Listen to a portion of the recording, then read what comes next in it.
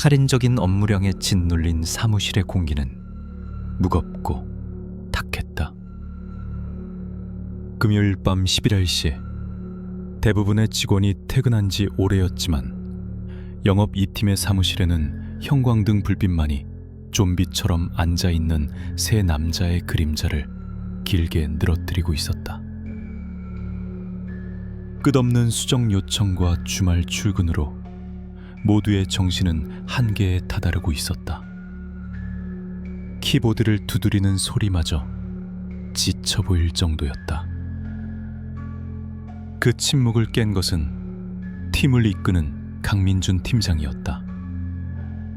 그는 퍽 소리가 나게 노트북을 덮더니 뻐근한 목을 두드리며 자리에서 일어났다. 그의 얼굴에는 지독한 피로감과 함께 무언가 결심한 듯한 표정이 어렸다. 이대로는 다 죽어. 안 되겠어. 그의 우렁우렁한 목소리에 꾸벅꾸벅 졸던 박지훈 대리와 갓 입사한 신입사원 이선우가 화들짝 놀라 고개를 들었다. 팀장님, 무슨 말씀이세요? 지훈이 피곤에 찌든 목소리로 물었다.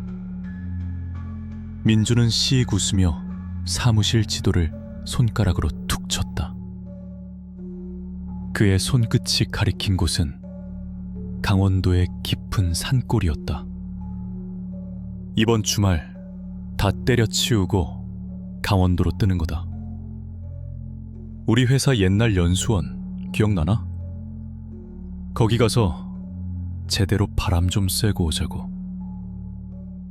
폐쇄된 지 5년이 넘은 태백연수원.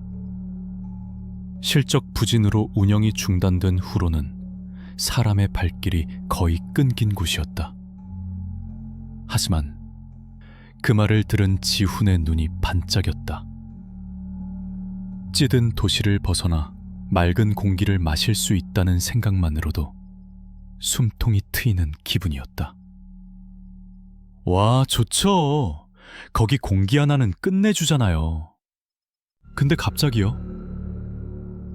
민주는 기다렸다는 듯이 비장의 카드를 꺼냈다. 그의 목소리는 음흉의 흥분으로 가득 차 있었다. 그냥 가는 게 아니지. 이번 여행의 하이라이트. 뜨끈한 보신탕 한솥 거하게 끓여 먹는 거야. 이 정도는 먹어줘야 떨어진 기력도 보충하고 다음 주를 버티지 않겠어? 보신탕이라는 단어가 나오는 순간 선우는 등골을 타고 서늘한 무언가가 기어오르는 것을 느꼈다. 폐쇄된 연수원과 보신탕. 어울리지 않는 두 단어의 조합이 머릿속에서 기괴한 불협화음을 만들어냈다. 왜인지는 설명할 수 없었지만 본능적으로 불길한 예감이 엄습했다.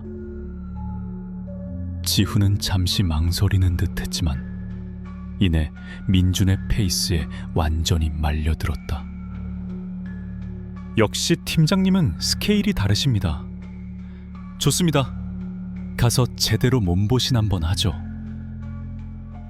민주는 의기양양하게 선우를 돌아봤다. 어때, 이선우 씨? 신입사원 환영회도 제대로 못했는데 이번에 선배들이랑 진하게 어울려봐야지. 선우는 차마 거절할 수 없었다. 팀의 막내로서, 그리고 카리스마 넘치는 팀장의 제안을 거스를 용기가 없었다. 그는 애써 입꼬리를 올려 어색하게 웃어 보였다. 네, 좋습니다, 팀장님. 하지만 그의 속마음은 달랐다. 잊힌 공간, 음습한 산의 기운, 그리고 그곳에서 피울 피비린내 나는 음식. 이 모든 것이 하나의 끔찍한 그림으로 합쳐지는 듯한 기분 나쁜 상상에 사로잡혔다. 좋아. 그럼 내일 아침 8시에 내 차로 출발한다. 장비랑 술은 내가 챙길 테니 두 사람은 몸만 와. 민준의 호탄한 외침과 지훈의 환호성이 사무실에 울려 퍼졌다. 하지만 그 활기찬 분위기 속에서 선우는 그저 마른 침을 삼키며 아무것도 모른 채 신나 있는 두 사람의 뒷모습을 멍하니 바라볼 뿐이었다.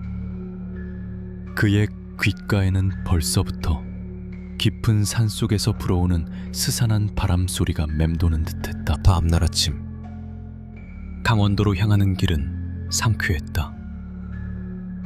꽉 막힌 도심을 벗어나자 창밖으로 펼쳐지는 푸른 산세가 세 남자의 지친 눈을 씻어주는 듯했다.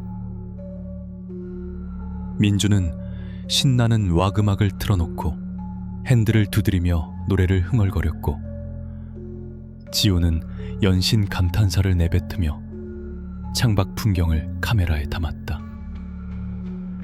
오직 선우만이 뒷좌석에 앉아 웃고 떠드는 두 사람과 달리 점점 깊어지는 산의 풍경에 알 수 없는 위압감을 느끼며 창밖만 바라보고 있었다. 몇 시간을 달려 굽이진 산길 끝에 다다르자 녹슨 철제 간판이 그들을 맞았다. 태백 연수원. 칠이 벗겨진 글씨는 마치 이곳이 세상과 단절된 공간임을 알리는 묘비명처럼 보였다. 차가 자갈길을 따라 안으로 들어서자 수풀이 무성하게 자란 넓은 공터와 함께 낡고 거대한 연수원 건물이 모습을 드러냈다. 그들이 차에서 내리자마자 어디선가 마른 기침 소리가 들려왔다.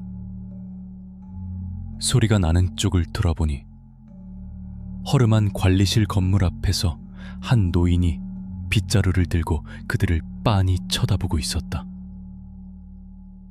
햇볕에 검게 그을리고 깊은 주름이 팬 얼굴, 희끗희끗한 머리카락과 날카로운 눈빛이 영락없는 산지기의 모습이었다. 민준이 먼저 다가가 싹싹하게 인사를 건넸다. 어르신, 안녕하세요. 저희는 본사 영업 2팀 직원들입니다. 주말에 잠시 머리 좀 식히러 왔습니다. 노인은 대답 대신 세 사람과 차 트렁크에 실린 짐들을 위아래로 훑어보았다. 그의 시선이 아이스박스에 잠시 머물자 선우는 저도 모르게 움찔했다. 여긴 이제 쓰는 사람이 없는 곳인데 뭐하러 이런 흉흉한 곳까지 왔는가. 노인의 목소리는 쇳소리처럼 거칠었다. 경치도 좋고 공기도 맑아서요. 저희끼리 조용히 음식이나 좀 해먹고 가려고요. 민준이 대수롭지 않게 대답했다. 그 순간 노인의 눈빛이 칼날처럼 날카로워졌다. 그는 연수원 입구 양쪽에 버티고 선 한 쌍의 석상을 턱짓으로 가리켰다. 오랜 세월 비바람을 맞아 표면이 거무죽죽하게 변색되었지만 위험 있는 모습의 해태 석상이었다. 한쪽은 온전한 모습이었지만 다른 한쪽은 목 부분에 희미하게 금이가 있었다. 이 터가 원래는 산신을 모시던 사당자리였어. 저 해태 석상들은 이 땅을 지키는 수호신이고 함부로 행동하면 안 되는 곳이란 말이야. 노인은 한 걸음 다가서며 목소리를 낮췄다. 그의 목소리에는 경고의 의미가 선명했다. 특히 여긴 피와 살생을 가장 꺼리는 곳이야. 예부터 이 산의 신령님은 충성스러운 짐승의 피를 가장 싫어한다고 했어. 그걸 어기면 반드시 화를 입는다고. 그 말에 지우는 얼굴이 살짝 굳었지만 민주는 코웃음만 쳤다. 그는 오히려 노인의 어깨를 툭 치며 호탕하게 웃었다. 에이 어르신, 요즘 세상에 그런 걸 믿는 사람이 어디 있습니까? 저희가 뭐 건물을 부수는 것도 아니고 그냥 마당에서 조용히 밥만 먹고 갈 겁니다. 뒷정리는 아주 깔끔하게 할 테니 걱정 마십시오. 노인은 민준의 말을 들은 건지 아닌 건지 그저 혀를 차며 고개를 저었다. 젊은 사람들이 겁이 없구먼. 내 말 허투루 듣지 말게. 여긴 당신들이 생각하는 그런 낭만적인 장소가 아니야. 그 말을 끝으로 노인은 더 이상 상대할 가치도 없다는 듯 관리실 안으로 휙 들어가 버렸다. 쾅 핫내 닫히는 문소리가 텅 빈 연수원에 서늘하게 울려 퍼졌다. 뭐야 저 영감님은 분위기 깨게. 민준이 투덜거렸다. 팀장님, 그래도 어르신 말씀이 좀 찝찝한데요. 지훈이 불안한 듯 말했다. 됐어 임마. 늙은이들 레퍼토리가 다 그렇지 뭐. 우리가 알아서 조심하면 돼. 자, 짐이나 풀자고. 슬슬 배고프지 않냐? 민주는 아무것도 아니라는 듯 손을 휘휘 내저으며 짐을 내리기 시작했다. 그러나 선우는 움직일 수 없었다. 그의 시선은 목에 금이 간 혜태 석상에 고정되어 있었다. 이끼가 낀 석상의 텅 빈 눈동자가 마치 오지 말았어야 했다고 속삭이는 듯한 착각에 빠졌다. 산의 정적 속에서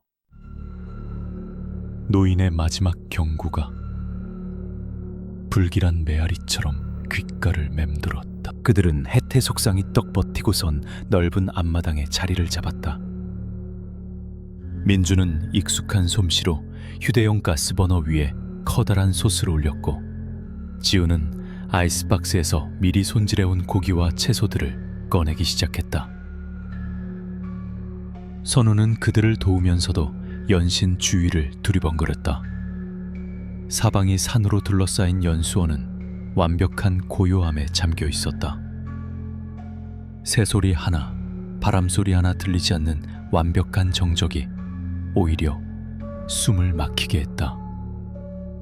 곧 솥에서는 구수한 냄새와 함께 김이 피어오르기 시작했다. 들깨가루와 양념이 어우러진 자극적인 냄새가 퍼져나가자 그제야 굳어있던 분위기가 조금 풀리는 듯했다. 민주는 소주병을 따며 만족스러운 미소를 지었다. 바로 이 냄새지.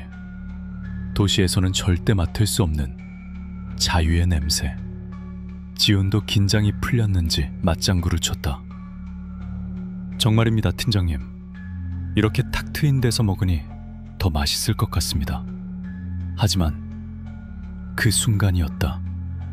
어디선가 갑자기 차가운 바람이 휙 불어왔다. 잔잔하던 나뭇잎들이 일제히 파르르 떨었고 솥에서 피어오르던 김은 마치 살아있는 생물처럼 방향을 틀어 목에 금이 간 왼쪽 혜태 석상을 향해 똑바로 날아갔다. 희뿌연 김이 석상의 얼굴을 휘감았다가 스산하게 흩어졌다.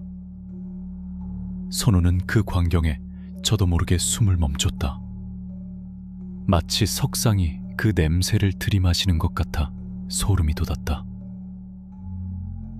갑자기 바람이 왜 이래? 지훈이 팔을 문지르며 말했다. 민주는 대수롭지 않다는 듯 소주를 한 잔 들이켰다. 산바람이 다 그렇지 뭐. 시원하고 좋구만. 그는 그렇게 말했지만 선우의 불안감은 점점 커져만 갔다. 그는 텅 빈 연수원 건물을 쳐다보았다. 수십 개의 창문이 검은 눈동자처럼 그들을 내려다보고 있었다. 먼지 쌓인 유리창 너머 어둠 속에서 누군가가 자신들을 지켜보고 있는 듯한 섬뜩한 기분을 떨칠 수가 없었다. 눈을 깜빡이면 창가에 희미한 사람의 형체가 어른거리는 것 같았고, 귀를 기울이면 복도 끝에서 누군가 속삭이는 소리가 들리는 듯했다. 선호씨, 뭘 그렇게 쳐다봐? 무서워? 민준이 놀리듯 물었다. 아닙니다. 그냥 좀 으스스해서요. 겁은 많아가지고. 자, 술 한잔하면 그런 생각 싹 사라진다. 민준이 건네는 술잔을 받아들었지만 선우의 시선은 여전히 주변을 떠나지 못했다. 보신탕이 끓어오르는 동안 기이한 일들은 계속되었다. 멀쩡하던 휴대용 랜턴의 불빛이 갑자기 깜빡거리다 꺼졌고, 아무도 건드리지 않은 빈 소주병이 저절로 굴러떨어져 깨지는 일도 있었다.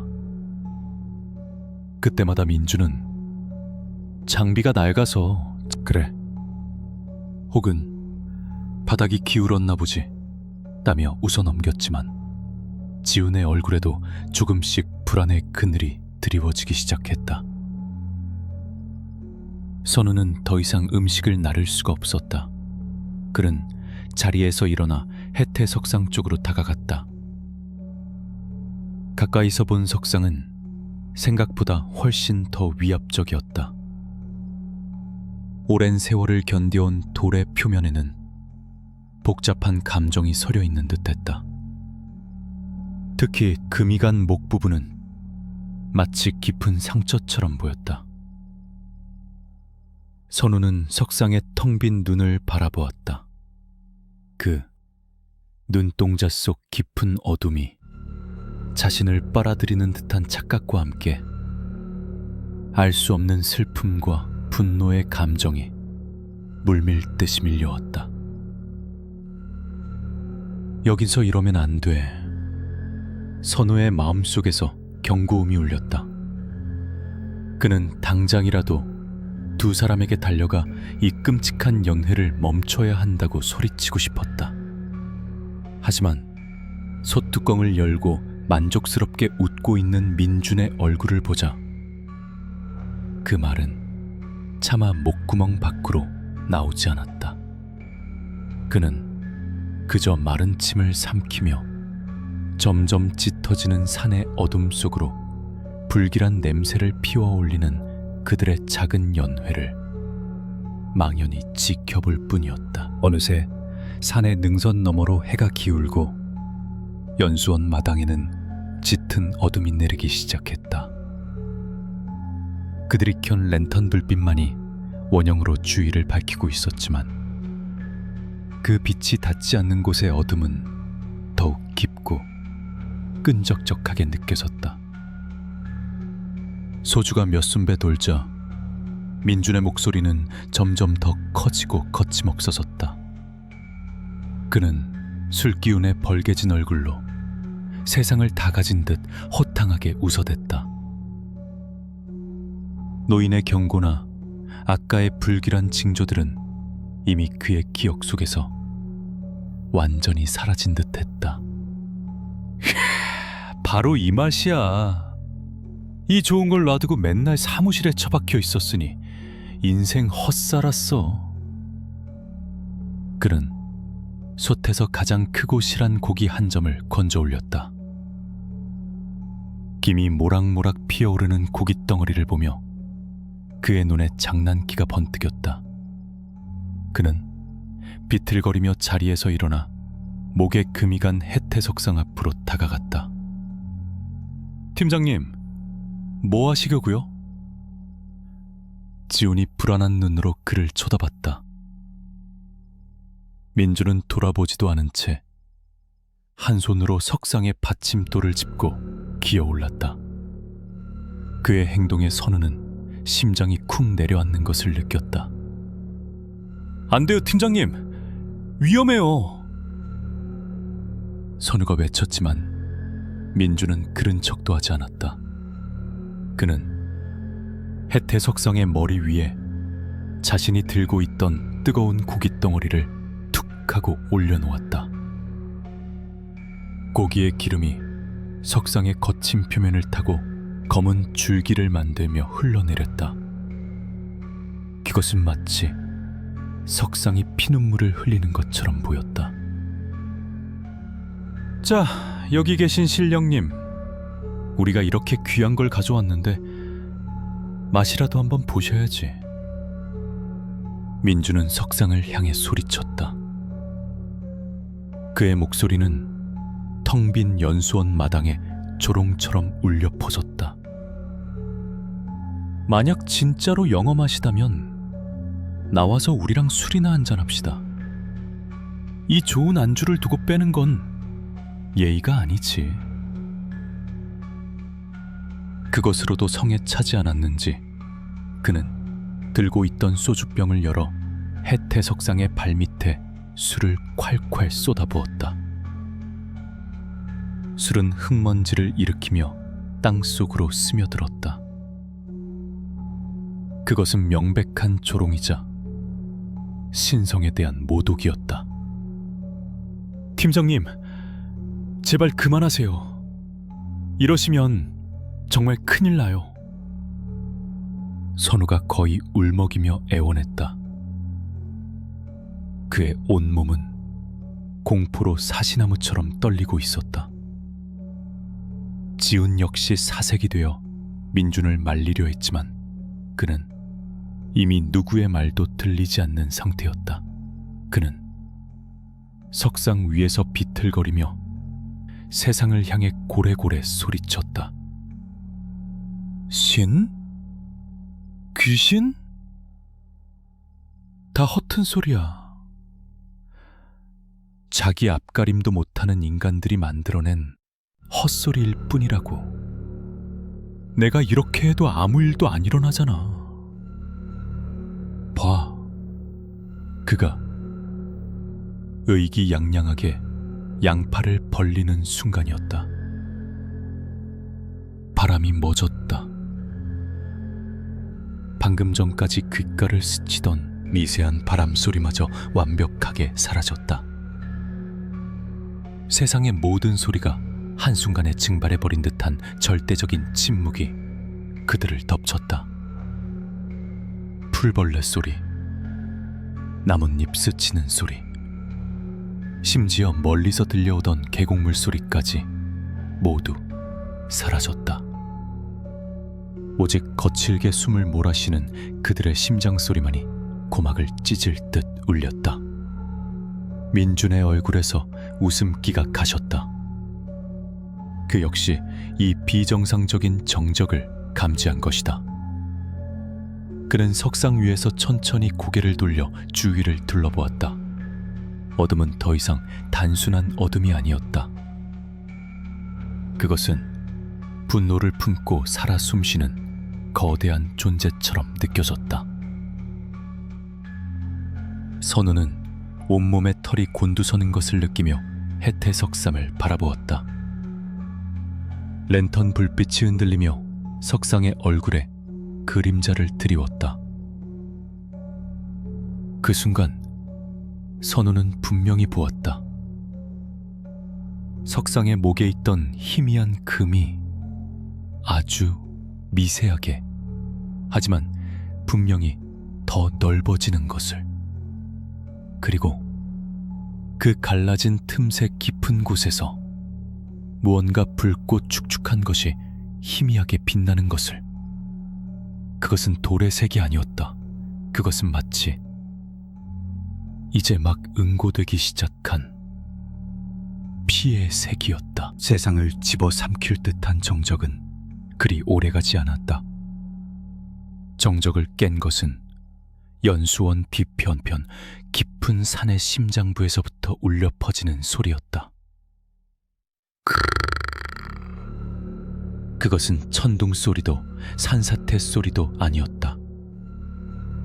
땅 밑바닥부터 끓어오르는 듯한 낮고 육중한 울음소리였다. 거대한 맹수가 목 깊은 곳에서부터 분노를 억누르며 내뱉는 경고음 같았다. 그 소리에 대지가 미세하게 진동했고 솥에 남아있던 국물이 파르르 떨렸다. 방금 그 소리 뭐였어? 지훈이 새하얗게 질린 얼굴로 더듬거리며 물었다. 그의 눈은 공포로 완전히 얼어붙어 있었다. 석상 위에 서 있던 민준도 술이 확 깨는 듯 비틀거리며 아래로 뛰어내렸다. 멧돼지인가? 민준이 애써 태어난 척 중얼거렸지만 그의 목소리는 양처럼 떨리고 있었다. 그 역시 알고 있었다. 방금 그 소리는 이 세상에 어떤 짐승이 낼 수 있는 소리가 아니라는 것을. 그 순간 그들이 켜놓았던 가스버너의 불꽃이 푸쉬 소리를 내며 사그라들었다. 마치 누군가 입김으로 불어 끈 것처럼 허무하게 꺼져버렸다. 불이 사라지자 어둠은 맹수처럼 한 걸음 더 그들에게 다가왔다. 불이 꺼졌어요! 선우가 비명을 지르듯 외쳤다. 민준이 허둥지둥 버너의 점화 스위치를 돌렸지만 딸깍딸깍하는 공허한 소리만 울릴 뿐 불은 다시 켜지지 않았다. 가스는 아직 충분히 남아있었다. 그리고 이번에는 연수원 건물 쪽에서 변화가 일어났다. 쾅 하는 굉음과 함께 굳게 닫혀있던 연수원 중앙 현관의 낡은 철문이 안쪽에서부터 세게 부딪히는 소리가 났다. 연이어 2층, 3층의 창문들이 일제히 드르륵 드르륵 소리를 내며 흔들리기 시작했다. 마치 건물 안에 갇힌 거대한 무언가가 깨어나 발악하며 빠져나오려는 듯했다. 차가운 바람이 건물 안에서부터 터져나왔다. 그것은 단순한 산바람이 아니었다. 지하실의 퀴퀴한 곰팡이 냄새와 오래된 원한이 뒤섞인 듯한 등골 오싹한 냉기였다. 그 바람에 그들이 마시던 소주잔이 날아가 바닥에 떨어져 산산조각 났고 아이스박스 뚜껑이 열리며 남은 음식물들이 사방으로 흩어졌다. 으악! 지우는 결국 공포를 이기지 못하고 주저앉아 버렸다.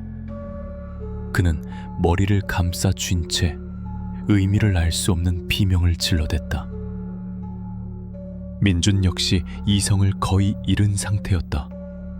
그는 허리춤을 더듬어 자신의 차키를 찾았다. 그의 머릿속에는 오직 이곳을 벗어나야 한다는 생각뿐이었다. 차로 가자, 빨리! 하지만 선우는 움직이지 않았다. 아니, 움직일 수가 없었다. 그의 시선은 다시 한번 혜태 석상에 고정되어 있었다. 랜턴의 희미한 빛 속에서 석상의 목에 있던 금은 이제 손가락이 들어갈 정도로 넓게 벌어져 있었다.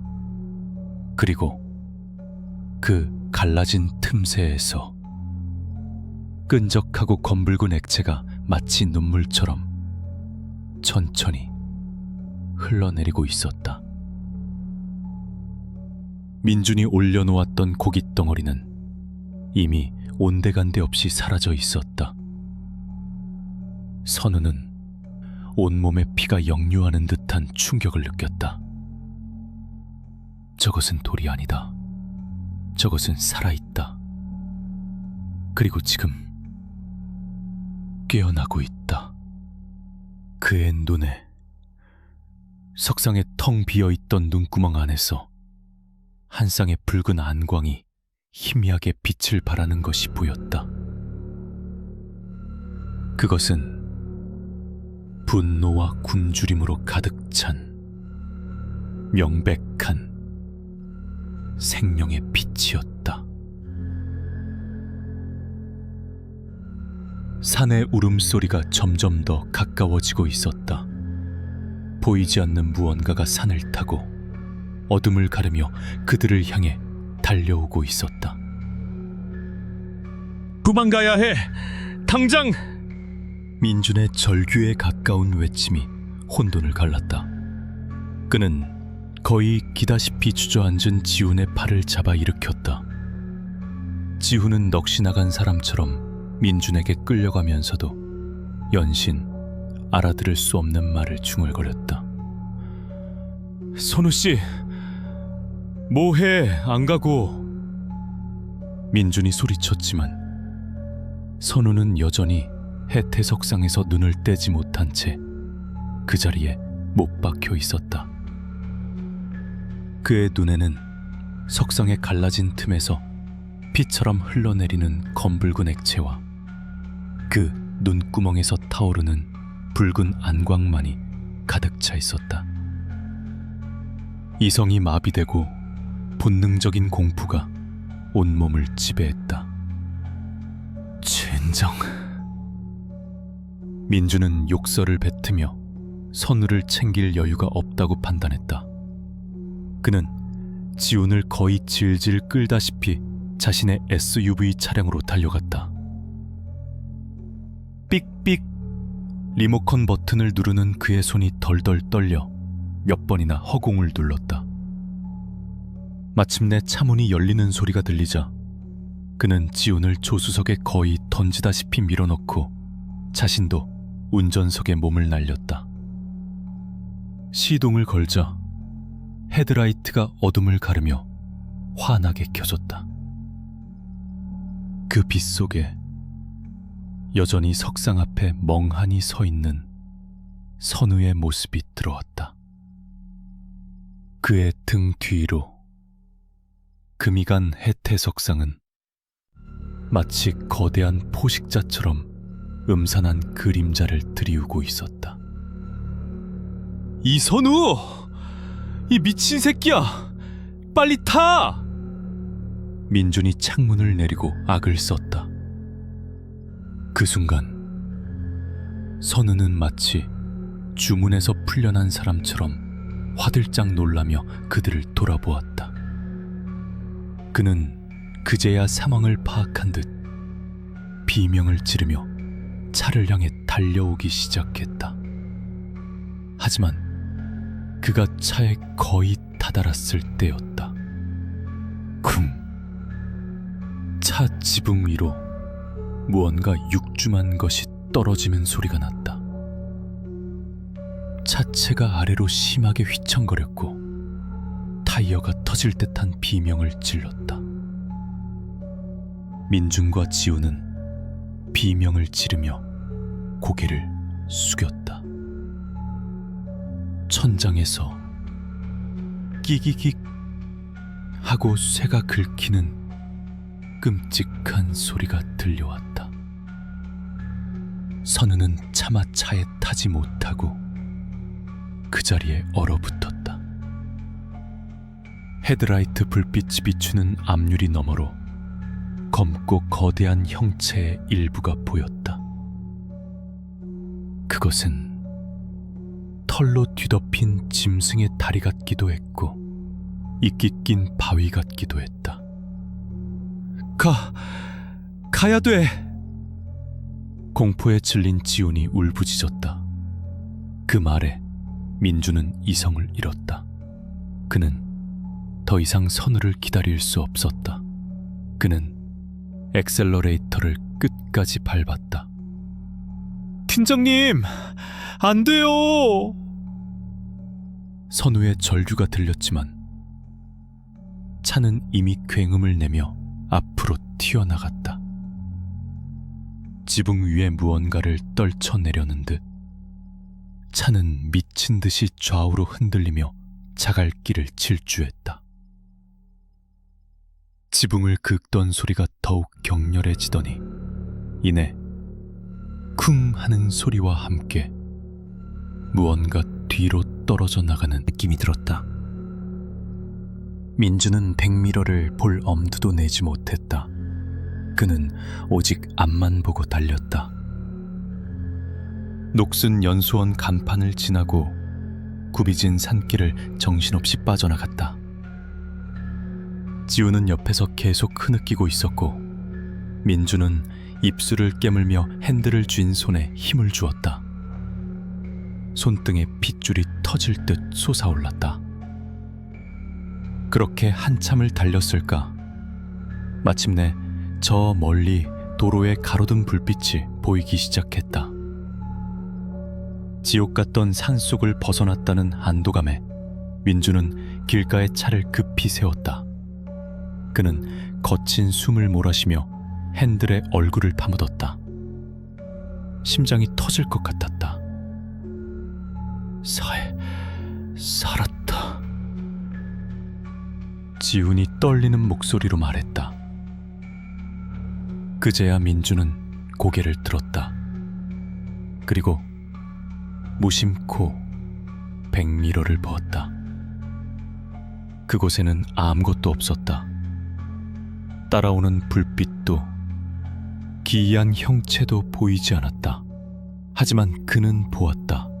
멀리 그들이 빠져나온 산길 입구의 칠흑 같은 어둠 속에서 마치 담뱃불처럼 작고 붉은 두 개의 점이 자신들을 가만히 음시하고 있는 것을. 그 순간 민준의 머릿속에 버리고 온 선우의 얼굴이 떠올랐다. 그리고 방금 전 자신들이 저지른 짓이 무엇인지 깨달았다. 하지만 그는 차를 돌릴 수 없었다. 아니, 돌릴 용기가 없었다. 그는 애써 그 붉은 점들을 외면하며 다시 한번 엑셀러레이터를 밟았다. 차는 서울을 향해, 어둠을 향해 다시 달리기 시작했다. 연수원 마당에는 다시 정적이 찾아왔다. 헤드라이트 불빛이 사라진 어둠 속에 선우는 홀로 남겨졌다. 그는 숨을 죽인 채 조금 전 차 지붕에서 굴러떨어진 그것이 꿈틀거리며 일어나는 것을 보았다. 그것은 어둠보다 더 짙은 어둠의 형상을 하고 있었다. 그리고 그것은 천천히 그를 향해 고개를 돌리고 있었다. 차가 떠난 자리에 남은 것은 완전한 어둠과 절망뿐이었다. 선우는 숨쉬는 것조차 잊은 채 그 자리에 얼어붙었다. 멀어져가는 차의 엔진 소리가 희미해지자 산의 모든 소음이 거짓말처럼 다시 살아났다. 하지만 그것은 더 이상 평화로운 자연의 소리가 아니었다. 바람은 원망이 섞인 흐느낌처럼 울부짖었고 나뭇잎들은 공포에 질려 비명을 지르는 듯 바르르 떨었다. 그의 눈앞에서 차 지붕에서 떨어졌던 검은 형체가 천천히 몸을 일으켰다. 그것은 4개의 다리를 가진 짐승의 형태였지만 그 크기는 작은 승용차만 했다. 몸은 축축한 흙과 이끼로 뒤덮여 있었고 칠흑흙 같은 털 사이로 돌의 질감이 언뜻 비쳤다. 그것의 목 깊은 곳에서 땅을 울리는 소리가 흘러나왔다. 선우는 그제야 깨달았다. 저것은 조금 전까지 그 자리에 서 있던 해태 석상이었다. 목에 금이가 있던 바로 그 석상. 이제 그 목의 균열은 완전히 벌어져 머리와 몸통이 기괴하게 분리된 것처럼 보였다. 그리고 그 거대한 머리가 천천히 돌아가며 타오르는 붉은 두 눈으로 선우를 음시했다. 선우의 입에서 공기가 새는 소리가 났다. 도망쳐야 한다는 생각조차 할 수 없었다. 거대한 뱀 앞에 선 쥐처럼 그의 몸은 본능적인 공포에 완전히 지배당했다. 그런데 괴물은 선우에게 관심을 보이지 않았다. 그것은 굶주린 시선으로 그들이 음식을 먹던 자리를 훑었다. 솥에 남은 보신탕, 바닥에 흩어진 고기 조각들. 그것은 성큼성큼 다가가 끔찍할 정도로 긴 혀를 날름거리며 바닥에 남은 음식물들을 핥기 시작했다. 흙과 뒤섞인 음식 찌꺼기를 먹는 소리가 축축하고 역겹게 울려 퍼졌다. 그 틈을 타 선우의 마비되었던 다리가 움직이기 시작했다. 그는 소리 없이 뒷걸음질 쳤다. 한 걸음, 두 걸음. 그의 목표는 연수원 건물이었다. 저 안으로 들어가 문을 잠그면 어떻게든 버틸 수 있을지도 모른다는 실낱 같은 희망을 품었다. 하지만 그가 몸을 돌려 뛰려는 순간이었다. 괴물이 고개를 들었다. 입가에는 음식물과 흙이 뒤섞인 채 검붉은 침이 뚝뚝 떨어지고 있었다. 그것의 붉은 눈이 정확히 선우를 꿰뚫었다. 그것은 음식을 먹는 동안 선우의 모든 움직임을 알고 있었던 것이다. 쾅!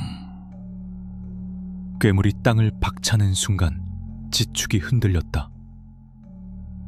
눈 깜짝할 사이에 거대한 몸뚱이가 선우의 앞을 가로막았다. 썩은 흙과 피가 뒤섞인 듯한 악취가 코를 찔렀다. 선우는 비명을 지르며 뒤로 나자빠졌다. 괴물은 그를 내려다보며 다시 한번 낮게 으르렁거렸다.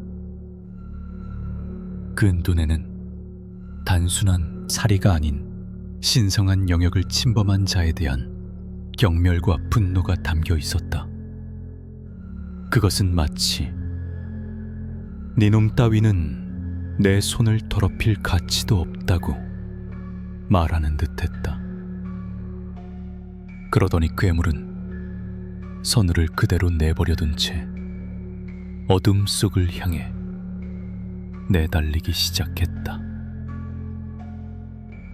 그것이 향하는 방향은 명확했다. 조금 전 민준과 지훈이 도망친 산길이었다. 그것은 자신을 모독한 주범을 쫓고 있었다. 돌과 흙으로 이루어진 육중한 몸이 산길을 내달리는 소리는 마치 작은 산사태가 일어나는 것처럼 공포스러웠다. 혼자 남은 선우는 한동안 땅바닥에 주저앉아 숨을 헐떡였다. 살았다는 안도감과 곧 민준에게 닥칠 끔찍한 운명에 대한 공포가 뒤섞여 온몸이 떨렸다. 그때였다. 연수원 건물 2층 창문에서 불빛이 탁 하고 켜졌다. 선우는 자신의 눈을 의심했다. 폐쇄된 지 오래된 건물에 전기가 들어올 리 없었다. 그는 홀린 듯 자리에서 일어나 건물 쪽으로 다가갔다. 불이 켜진 창문 안으로 한 노인의 희미한 실루엣이 보였다. 관리인 노인이었다. 노인은 창가에 서서 괴물이 사라진 어둠을 말없이 내려다보고 있었다. 그의 얼굴에는 두려움이나 놀라움이 아닌 마치 오래전부터 정해진 운명을 지켜보는 듯한 체념과 슬픔이 서려 있었다. 이윽고 그는 천천히 고개를 돌려 마당에 서 있는 선우와 눈을 맞췄다. 그리고 아무 말 없이 그에게 손짓댔다. 어서 안으로 들어오라는 듯이. 그 순간 멀리 산길 저편에서 인간의 것이라고는 믿을 수 없는 끔찍한 비명소리가 메아리처럼 울려 퍼졌다. 그리고 그 비명은 무언가에 짓눌리는 듯한 끔찍한 파열음과 함께 갑자기 끊겼다. 다음날 아침 감 팀장의 시신은 산길 급커브 구간 아래쪽 계곡에서 발견되었다. 그의 SUV 차량은 처참하게 찌그러진 채 나무에 걸려 있었고, 시신은 차에서 몇 미터 떨어진 곳에 던져져 있었다. 경찰의 초기 수사 결론은 음주로 인한 운전 미숙 혹은 야생 짐승과의 충돌 후 발생한 추락 사고였다. 부검 결과 직접적인 사인은 추락으로 인한 다발성 장기 파열이었지만, 시신의 목 부근에는 마치 거대한 팬치에 짓눌린 듯한 기이하고 깊은 보라색 피멍 자국이 선명하게 남아 있었다. 그 자국에 대해서는 누구도 명확한 설명을 내놓지 못했다. 사고 현장에서 박지훈 대리는 발견되지 않았다. 경찰은 그가 사고의 충격으로 기억을 잃고 산속을 헤매고 있거나, 혹은 최악의 경우 계곡물에 휩쓸려 갔을 가능성을 열어두고 수색을 계속했지만, 그의 흔적은 어디에서도 찾을 수 없었다. 그는 마치 처음부터 존재하지 않았던 사람처럼 증발해버렸다.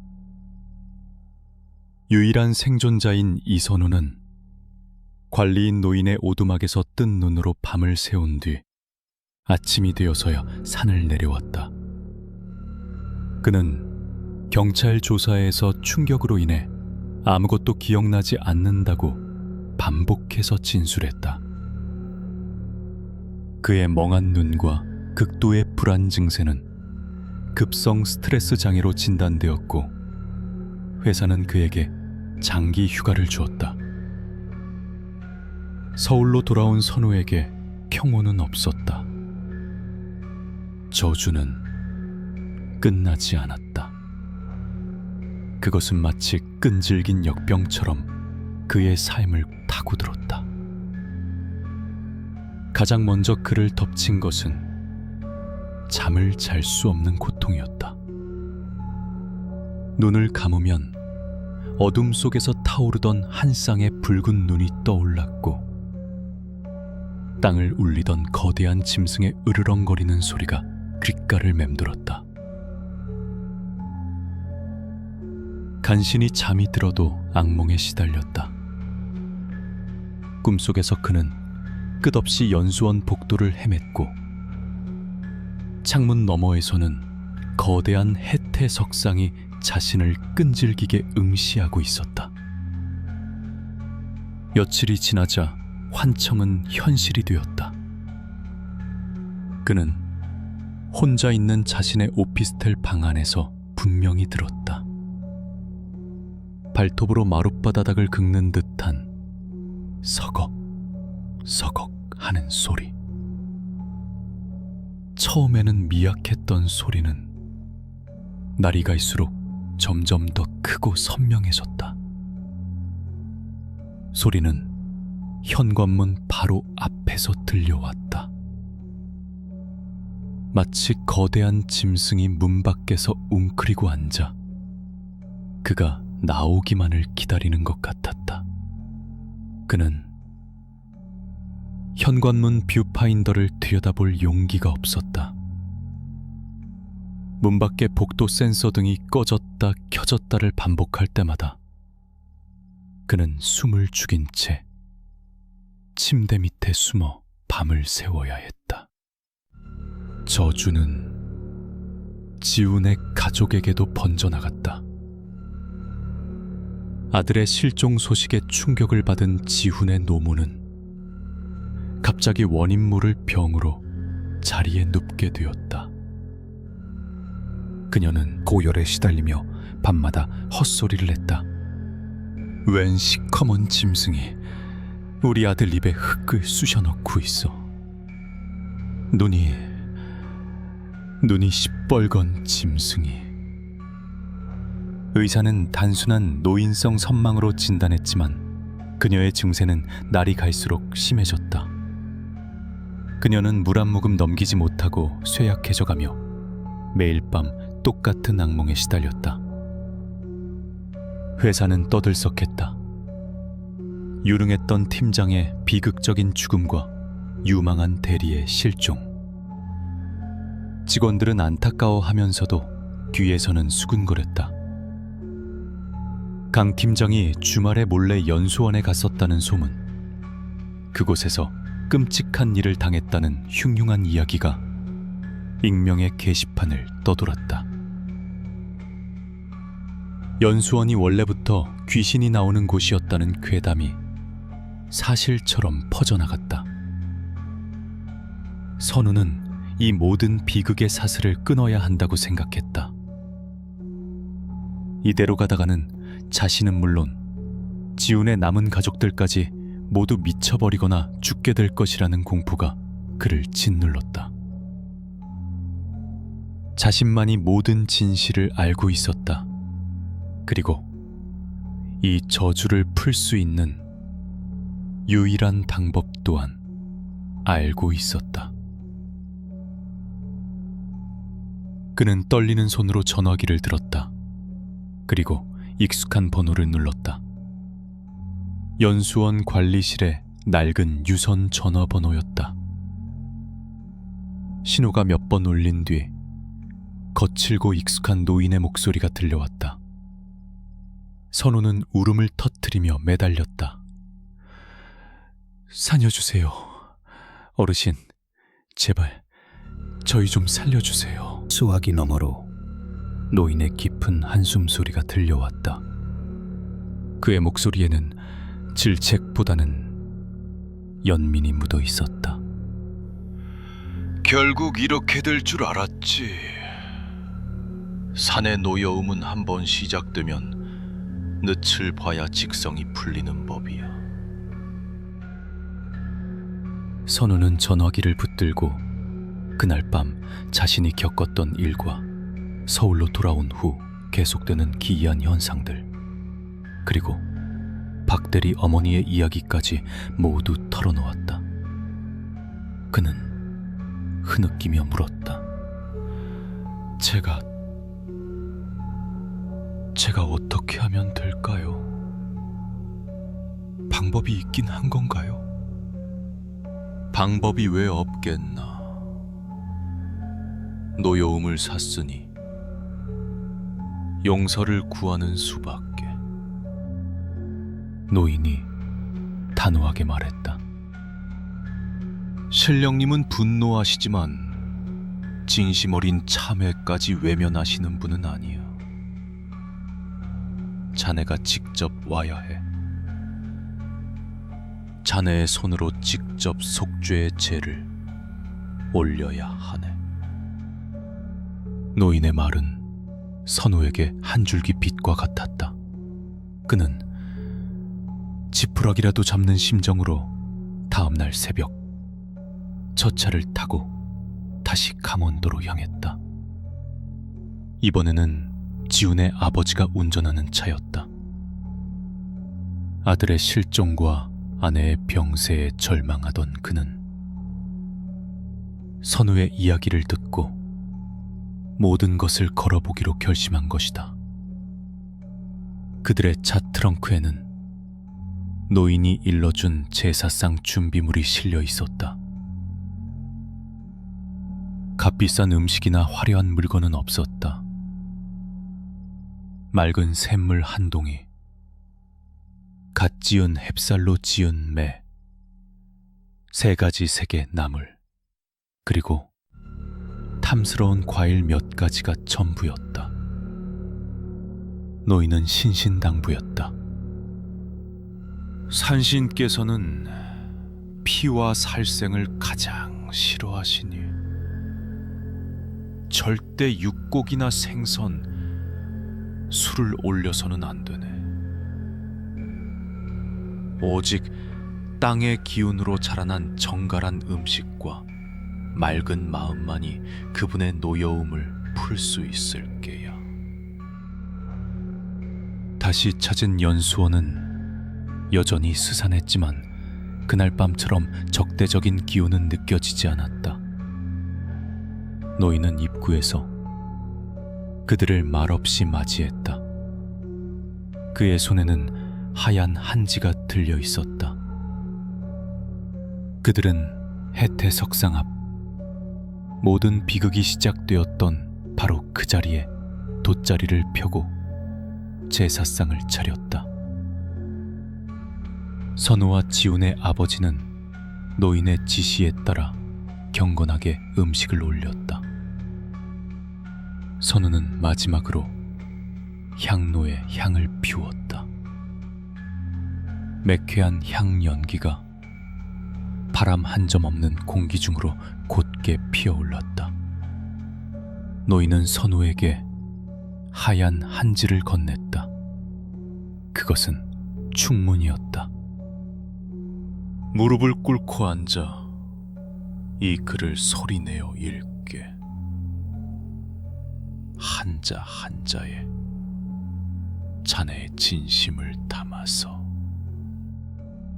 선우는 떨리는 손으로 충문을 받아들고 석상 앞에 무릎을 꿇었다. 지훈의 아버지도 그의 옆에 함께 꿇었다. 선우는 심호흡을 한번 하고 충문을 읽어내려가기 시작했다. 천지신명이시여, 이 산을 지키시는 위대하신 신령이시여, 어리석고 무지한 저희 필멸의 인간들이 당신의 신성한 영역을 더럽히고 무례한 언행으로 당신의 심기를 거슬렀나이다.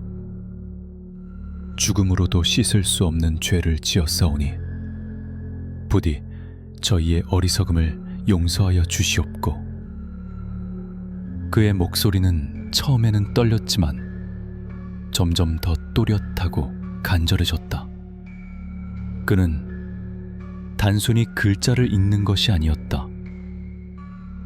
자신의 과오에 대한 깊은 뉘우침과 친구를 잃은 슬픔, 그리고 남겨진 이들을 구하고 싶은 간절한 마음을 담아 절규하듯 외쳤다. 그의 눈에서 뜨거운 눈물이 흘러내려 충문 위로 뚝뚝 떨어졌다. 선우가 충문을 다 읽고 이마가 땅에 닿도록 머리를 조아리는 순간이었다. 갑자기 부드러운 바람이 산 정상에서부터 불어왔다. 그 바람은 향 연기를 부드럽게 감싸 안아 연수원 건물과 산 전체를 한 바퀴 휘돌았다. 마치 신령이 그들의 참회를 받아들이고 더럽혀진 땅을 정화하는 듯했다. 굳게 닫혀있던 연수원 건물의 낡은 창문 하나가 삐걱 소리를 내며 저절로 열렸다. 그 안에서 어둡고 탁한 공기가 빠져나오고 맑고 신선한 산의 공기가 그 자리를 채웠다. 선우는 고개를 들고 해태 석상을 바라보았다. 놀랍게도 흉측하게 벌어져 있던 석상의 목 균열이 거의 보이지 않을 정도로 아물어 있었다. 여전히 옅은 흔적은 남아 있었지만 더 이상 검붉은 액체가 흐르거나 불길한 기운이 느껴지지는 않았다. 석상은 그저 오랜 세월을 품은 평범한 돌의 모습으로 돌아와 묵묵히 그들을 내려다보고 있었다. 그 순간 지훈의 아버지 주머니에 있던 휴대폰이 요란하게 울렸다. 병원에서 걸려온 전화였다. 그는 떨리는 손으로 전화를 받았다. 수화기 너머로 아내의 병간호를 하던 딸의 흥분된 목소리가 들려왔다. 아빠!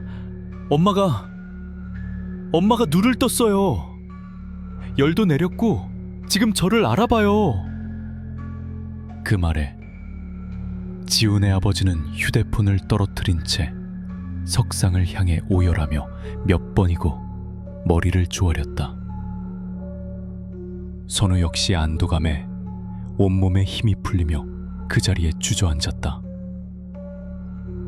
길고 끔찍했던 저주가 마침내 끝나는 순간이었다. 그날의 제사 이후 기적 같은 일들이 일어났다. 닥대리의 어머니는 거짓말처럼 병석에서 일어났다. 더 이상 악몽에 시달리지 않았고 며칠 만에 간단한 식사를 할 수 있을 정도로 기력을 회복했다. 그녀는 아들의 행방을 묻지 않았다. 마치 모든 것을 알고 있다는 듯 그저 조용히 창밖의 산을 바라볼 뿐이었다. 이선우를 괴롭히던 환청과 악몽도 씻은 듯이 사라졌다. 그는 수십 년 만에 처음 자는 사람처럼 깊고 평온한 잠을 잘 수 있었다. 문 밖에서 들려오던 발톱 소리는 더 이상 들리지 않았다. 얼마 후 회사는 경영상의 이유를 들어 태백연수원 부지를 완전히 폐쇄하고 매각하기로 결정했다. 그곳에 얽힌 흉흉한 소문 때문이라는 것이 공공연한 비밀이었다. 연수원으로 향하는 유일한 산길 입구에는 사람 키보다 높은 철제 펜스가 설치되었고 출입 금지라는 붉은색 경고판이 놔두었다. 그렇게 그곳은 인간의 기억 속에서 다시 한번 잊혀갔다. 박지훈 대리는 끝내 돌아오지 않았다. 경찰은 장기 실종으로 사건을 종결했다. 사람들은 그가 사고로 죽었거나 혹은 충격으로 어딘가에서 새로운 삶을 살고 있을 것이라고 추측했다.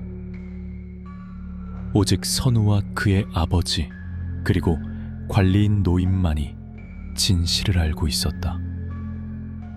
그는 산의 분노에 대한 영원한 제물이 된 것이다.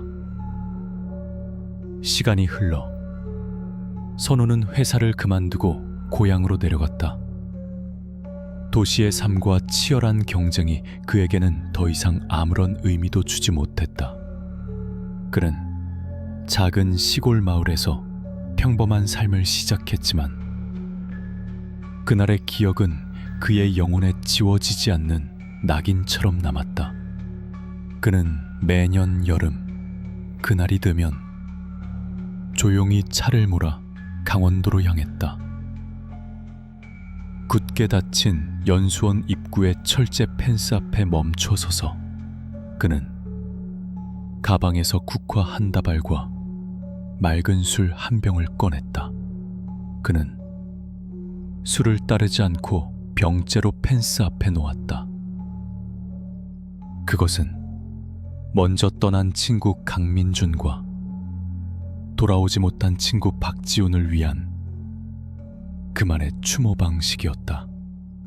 그는 펜스 너머 수풀이 무성해진 연수원 터를 오랫동안 바라보았다.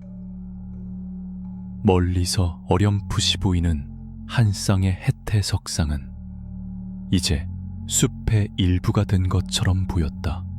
평화로워 보였지만 선우는 알고 있었다. 저것은 완전한 평화가 아니라 위태로운 휴전 상태라는 것을. 산의 신은 용서했지만 잊지는 않았다. 석상의 목에 남은 희미한 흉터처럼 그날의 모독은 상처로 남아 언제든 다시 벌어질 수 있었다. 또 다른 오만하고 무지한 인간이 신성한 경계를 넘는 순간 잠들어 있던 분노는 언제든 다시 깨어날 것이다. 선우는 마지막으로 숲을 향해 깊이 고개를 숙였다. 그것은 두 친구에 대한 애도이자 보이지 않는 거대한 존재에 대한 경애의 표시였다. 부디 편히 잠드시길. 그가 나직이 속삭이시자 마치 그 말에 대답이라도 하듯 산 정상에서부터 맑고 서늘한 바람이 불어와 그의 뺨을 스치고 지나갔다. 바람 속에는 흙냄새와 풀냄새, 그리고 아주 희미하게 오래된 돌에서 나는 듯한 이끼 냄새가 섞여 있었다. 선우는 더 이상 두렵지 않았다. 그는 눈에 보이지 않는 것을 존중하는 법을 배웠기 때문이었다. 차를 돌려 마을로 돌아가는 그의 발걸음은 무겁지만 더 이상 흔들리지는 않았다.